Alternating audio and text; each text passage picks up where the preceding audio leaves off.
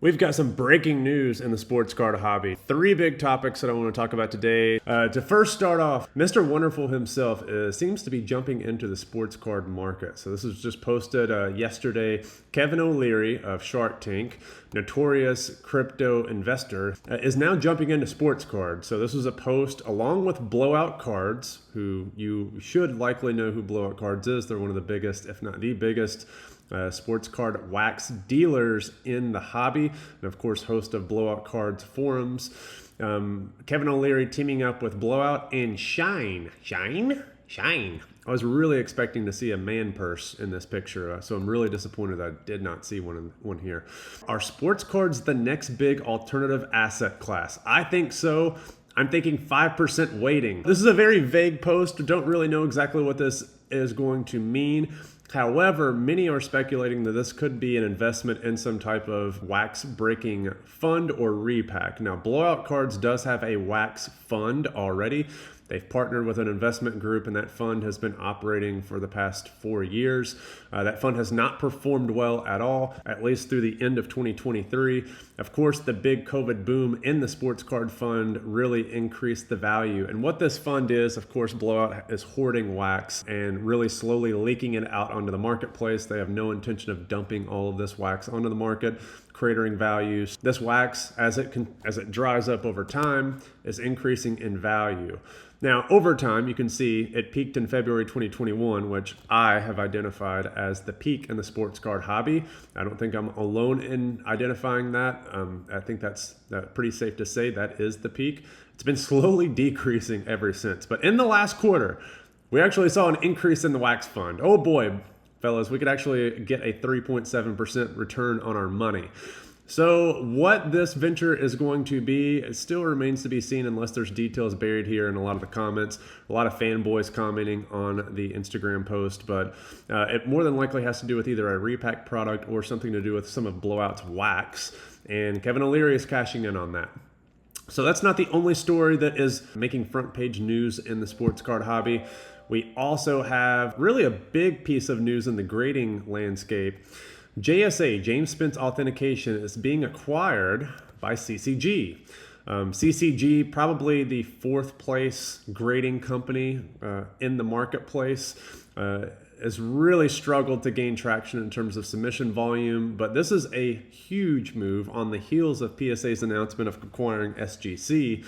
Now we're seeing some other grading companies really also making some acquisitions to bolster their brands, and this is a great one. So I'm not really bullish on CCG in terms of a grading company, but this is one that makes a lot of sense for them. I'm surprised that James Spence Authentication was not a target for some other authentication companies, notably perhaps even BGS or SGC prior to the acquisition by PSA.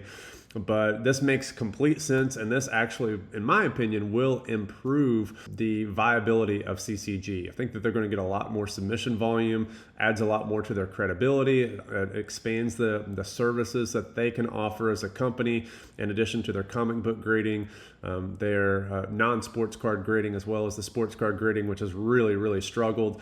This is something, because they have great holders, there's not a lot of fans and collectors out there who can really appreciate what those holders look like, because there's not a lot of value in submitting cards to them, at least in sports cards. But now with autograph authentication through James Spence, which in its own right can stand up on its own leg, combining those two things together, this is a great move. And I think that this really makes CCG competitive in terms of really being able to compete. The third piece that I want to talk about here is the bombshell news of Shohei Ohtani and the gambling involvement with the bombshell news with his interpreter. So this is a story that broke late yesterday by ESPN, and the ESPN reporter was interviewed on First Take earlier this morning, which I did listen to, and I've read numerous articles. But as the story goes, just to summarize, Shohei Ohtani's interpreter was interviewed by an ESPN investigative reporter, because the ESPN investigative reporter, who caught wind of a federal investigation into a California bookkeeping service, which is illegal. That federal investigation started October 2023.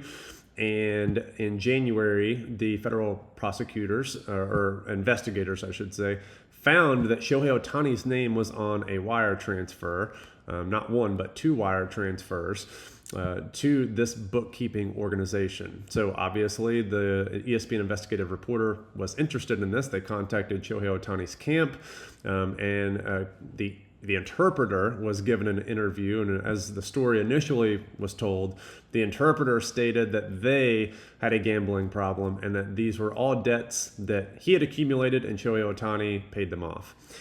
After that interview was made, the Ohtani's camp retracted that story, likely at the recommendation from Ohtani's law firm, because that in itself will that story, the first story, incriminates Shohei Ohtani. Not necessarily in being involved in illegal gambling, but by transferring money to an illegal gambling institution. That in itself is illegal, and that is also a violation of MLB's betting rules separately, and is subject to disciplinary action. It could lead to disciplinary action. So with the advisement of the law firm, now the story changed into this is a massive theft by the interpreter. So my take on this: one, the second spin story is completely false. That is the legal defense from Ohtani's camp, trying to not allow a story to run out into the wild that incriminates Ohtani as being involved in a legal practice. So again, there's no allegation that Ohtani was gambling necessarily. One, gambling on baseball. Two, gambling at all. So there could be more that comes from this story. I think the big thing is, as it relates to sports cards, which is why we're all tuning in, is how will this impact Shohei Ohtani's prices. For me, I don't think that this is really going to have any impact on Shohei Ohtani's prices in the long term. In the short term, it could cause a momentary dip. But baby, I've got snipes set and ready to go. My wallet is ready. I think that this is going to end up blowing over, much to do about nothing. Ohtani, in my opinion, and again, more facts could come out, likely was not involved at all in gambling or sports betting. The analogy that I like to use for this case is, imagine you're going through airport security with your friend, and your friend asks you, hey, carry my bag through security for me. And as it turns out, your friend's bag had a kilo of Colombia's finest. And then, of course, you're the one caught holding the bag. So I think intent is going to matter here, and of course it's under federal investigation. So there's going to be lots more to come from this story. Unfortunately, this does drag Ohtani's name through the mud, which is really, really unfortunate. It's not a great thing for baseball, and it's not a great thing for Ohtani, but give it 6 months, a year, 2 years, however long it takes. I think this is going to eventually blow over. Might be something equivalent to an MJ betting scandal, which a lot of people still run with conspiracy theories that he got banned from basketball, and because basketball did poorly, the commissioner allowed him to come back and keep playing. So there's going to be conspiracy theories very similar to that with Ohtani now, which again is unfortunate. So that's the news. Let me know what you all think down below. We're going to see you next time.